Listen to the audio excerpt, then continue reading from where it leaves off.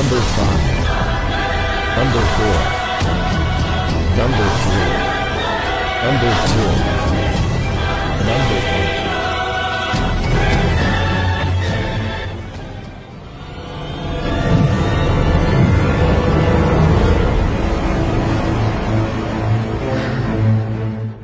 Pakar dan spesialis ilmu vibrasi antara diri Tuhan dan alam semesta, ilmu metafisika modern, ilmu kebatinan, ilmu pusaka dan benda bertuah. Update video terbaru dengan mengklik gratis, subscribe dan lonceng notifikasi gratis, dan selamat menikmati.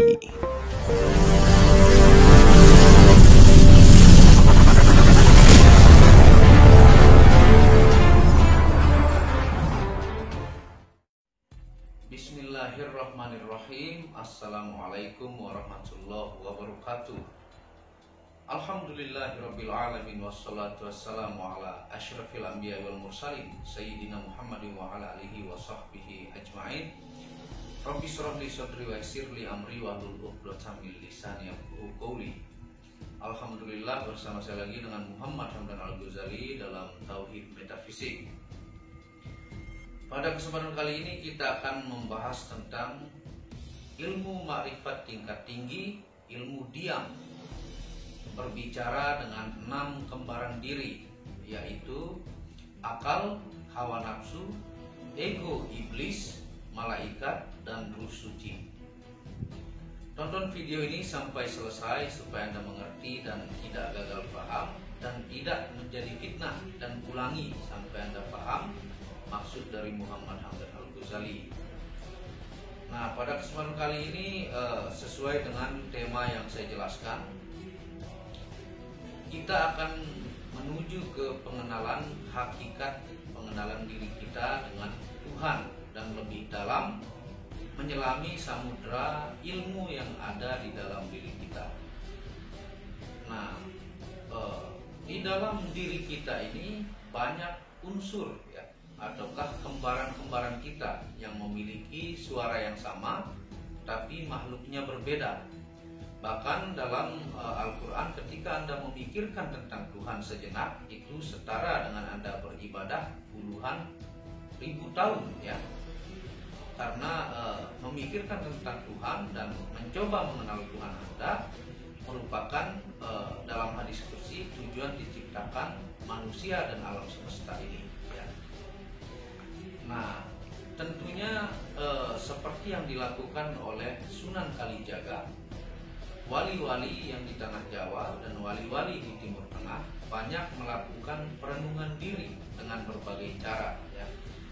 Ada yang dengan melakukan tapa di sungai selama puluhan tahun seperti Sunan Kalijaga, dan Sunan Geseng yang melakukan tapa di hutan itu selama berpuluh-puluh tahun mencoba membedakan unsur-unsur yang saya bilang 6 kembaran Anda di dalam. Baik itu ada akal, ya, ada iblis, ada hawa nafsu, ada ego diri, ya, ada malaikat, ada ruh suci, ataukah bisa disebut dengan Al-Quran Qadim, atau bisa disebut dengan Nur Muhammad. Nah, kita akan lihat, ya, fakta tentang mereka ini semua berbisik di dalam diri kita. Pembuktiannya adalah Anda bisa tanya kepada semua ahli maksiat di dunia ini yang melakukan kejahatan, mencuri, korupsi, memperkosa, menzolimi, ya. Anda bisa tanya para narapidana penjahat kelas kakap, ya. Apakah iblis yang menyuruh dia melakukan keburukan, ataukah maling, ataukah jual narkoba, itu berbisik di luar dirinya? Misalnya di sebelah kiri berbentuk iblis yang berwarna merah darah, bertanduk, memiliki taring, kukunya panjang. Apakah dia berbisik seperti itu makhluknya kepada diri seseorang tersebut?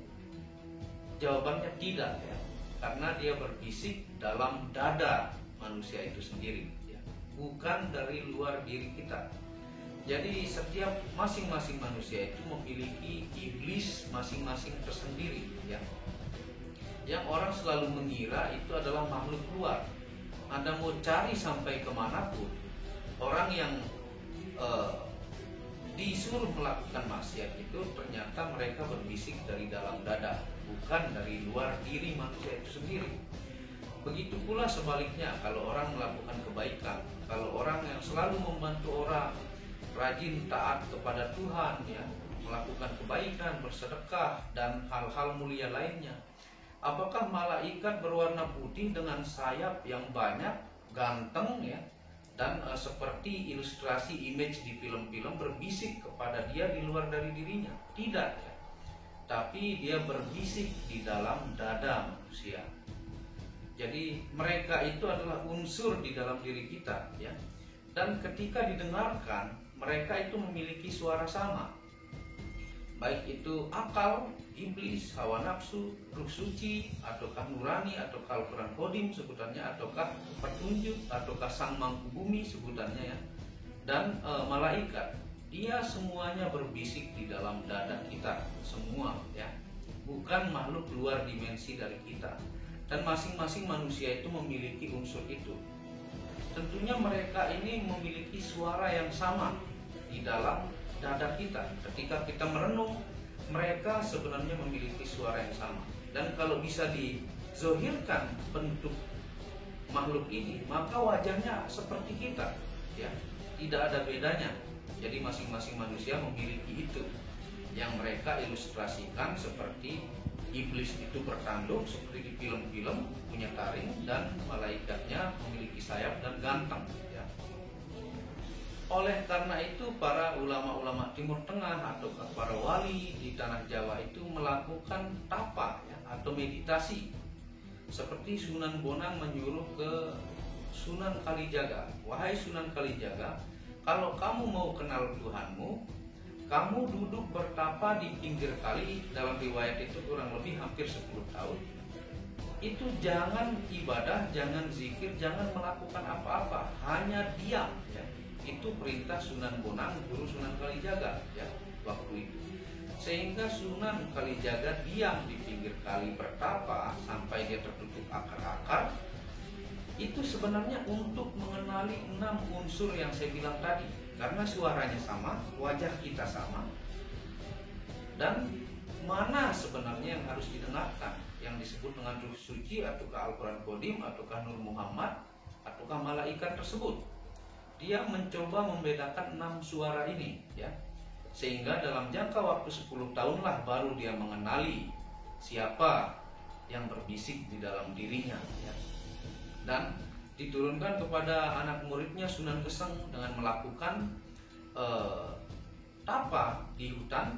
Bahkan dalam kisahnya sampai kebakaran hutan tersebut, dia api yang melahap badannya itu tidak terasa, saking dia fokus mendengarkan 6 unsur yang ada di dalam dirinya. Ini saya kategorikan secara umum, ya.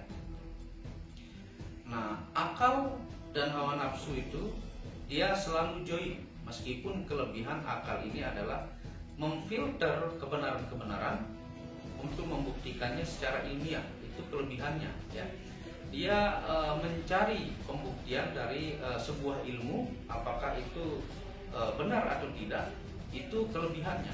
Tapi kelemahannya di sisi lain, dia selalu mendukung keuntungan dari jasad kita, selalu berpedoman kepada keuntungan diri sendiri atau keegoan diri.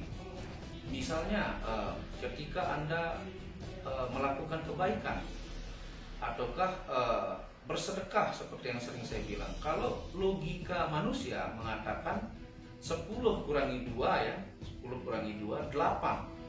Jadi kalau Anda punya duit 100 juta, Anda sumbangkan 20, Anda jadi miskin kalau logika Anda turuti. Tapi kalau logika matematika Tuhan, Anda sumbangkan 2, sisa 8, maka ini akan menjadi berpuluh-puluh kali lipat.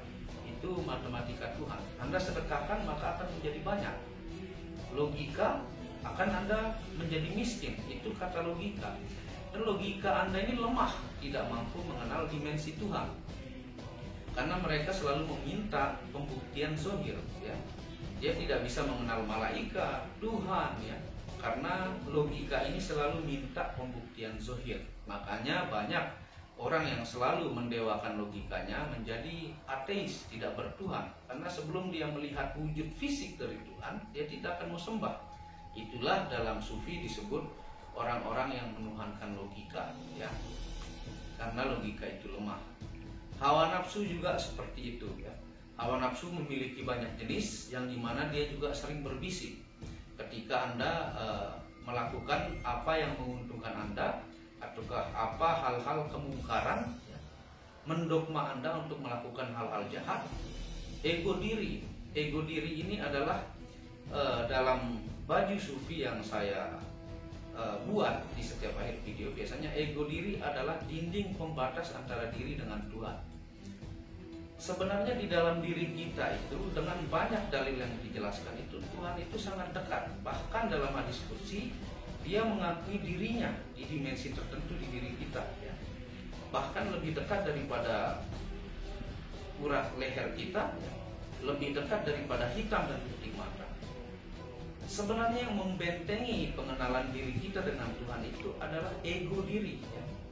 Ego diri ini yang menganggap diri kita hebat ya, menganggap kita yang paling benar, ataukah kita mengakui jasad kita ya, milik kita, itu juga ego diri.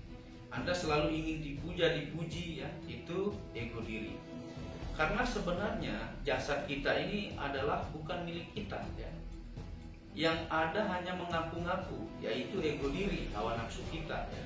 Padahal kalau dilihat kedipan mata kita tidak bisa kontrol, banyak miliaran sel di dalam tubuh kita bekerja secara sempurna, kita tidak bisa kontrol, kuku kita tidak bisa kontrol, rambut kita memanjang kita tidak bisa kontrol, dan pinjaman ya, ego diri inilah yang mengaku-ngaku memiliki jasad ini, padahal kita sebenarnya tidak ada, yang ada hanyalah Allah ya.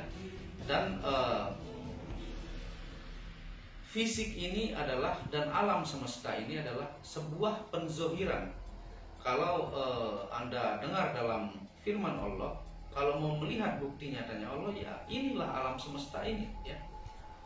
Jadi ketika Anda masih mengakui ego diri Anda merupakan orang yang hebat ataukah luar biasa, tidak ada yang mengalahkan, maka itu adalah sisi spiritual terendah dalam diri manusia, karena banyak dimensi dan sangat susah akan mengenali Tuhan kalau Anda mendominankan ego diri ya.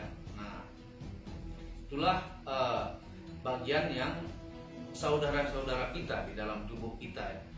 Dan yang selanjutnya ada yang dibilang dengan ruh suci, atau orang Jawa menyebutnya adalah sang mangku bumi, atau ada yang menyebutnya sang petunjuk ya. Ada yang menyebutnya adalah sang cahaya, ada menyebutnya Al-Quran Kodi. Sebenarnya itu satu barang ya, ibarat satu makhluk.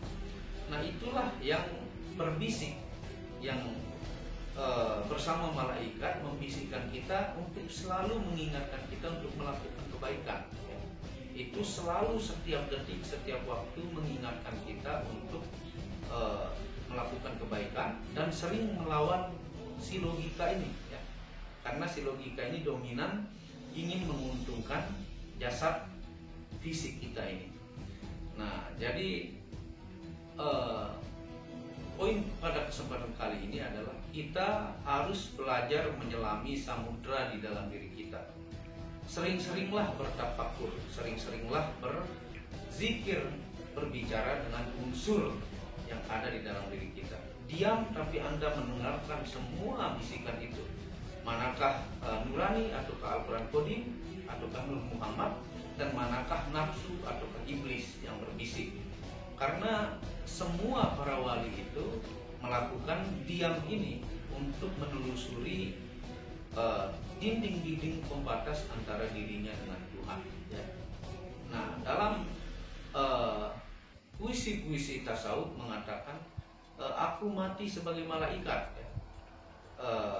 Dalam puisi, kalau tidak salah, Jalaluddin Rumi. Kenapa dia bilang seperti itu?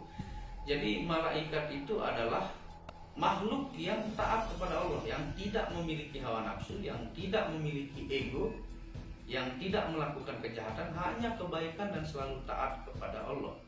Ketika mampu manusia menaklukkan hawa nafsu, menaklukkan ego diri, menaklukkan akal, sehingga dia tetap mendengarkan ruh suci ataukah Al-Quran Qadim ataukah sang petunjuk ataukah sang mangku bumi sebutannya, maka jadilah dia malaikat. Karena nafsu dan kejahatan itu sudah tunduk. Sehingga dalam baju yang saya reviewkan di akhir video, ketika hawa nafsu takluk maka damailah dunia. Ketika manusia di dunia ini semua mampu menaklukkan unsur iblis, hawa nafsu, ego diri, dan akal itu, maka itu akan menjadi manusia dengan berakhlak mulia dan melakukan kebaikan, dan tidak akan ada kejahatan. Karena sang pembisik kejahatan sudah takluk dan tunduk, ya. Yang seperti saya bilang tadi, akal itu memiliki kelebihan, bahkan nafsu pun memiliki kelebihan. Nafsu itu kelebihannya adalah karena nafsulah Anda bisa berias diri, Anda bisa make up, ya, Anda bisa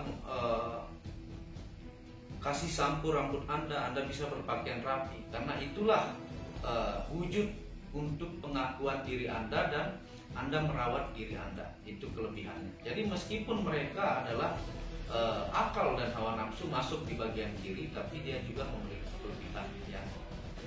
Dan ketika Anda terus mengikuti, Anda punya ruh suci ataukah nurani ataukah suara malaikat yang berbisik di dalam dada Anda, ketika Anda mau melakukan maksiat, Allah selalu mengembalikan Anda kepada bisikan ruh suci itu ataukah nurani itu dalam kitab Futhul Ghaib.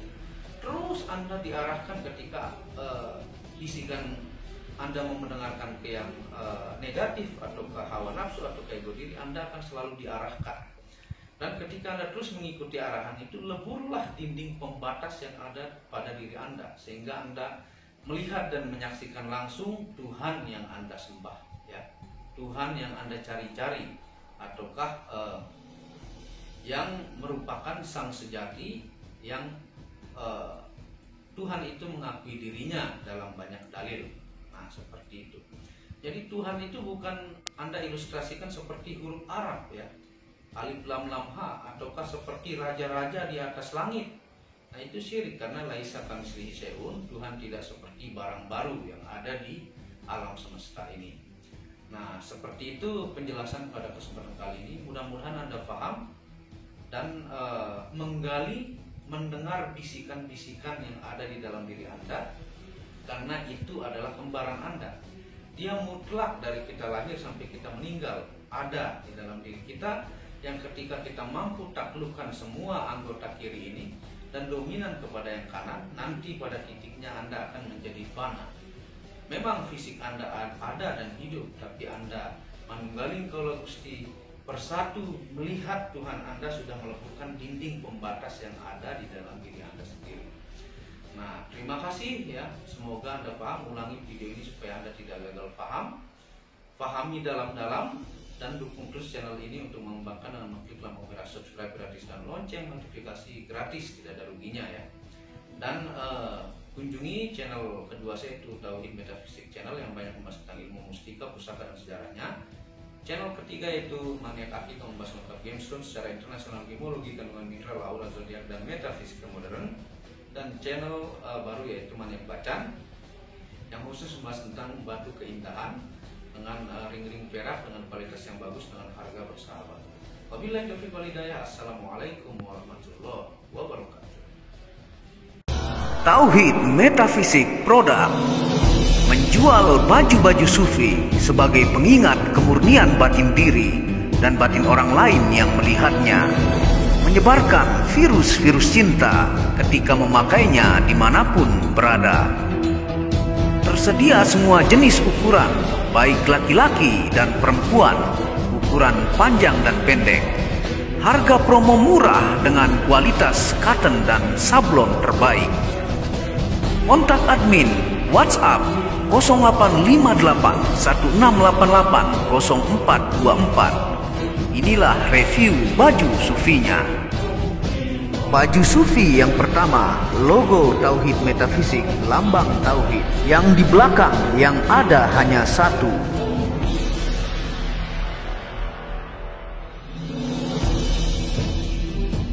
Baju sufi yang kedua, aku lebih memilih menjadi orang murni. Logo di belakang baju adalah tauhid metafisik. Baju sufi yang ketiga, ketika hawa nafsu takluk maka damailah dunia. Tulisan di belakang adalah logo tauhid metafisik. Baju sufi yang keempat, aku patah hati pada fananya dunia. Tulisan di belakang baju adalah logo tauhid metafisik.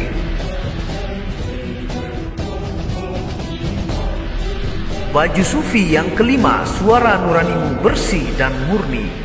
Tulisan di belakang baju adalah logo tauhid metafisik. Baju sufi yang keenam, ego diri adalah dinding pembatas antara diri dengan Tuhan. Tulisan di belakang baju adalah logo tauhid metafisik. Segera pesan baju-baju sufi, stok terbatas. Terima kasih.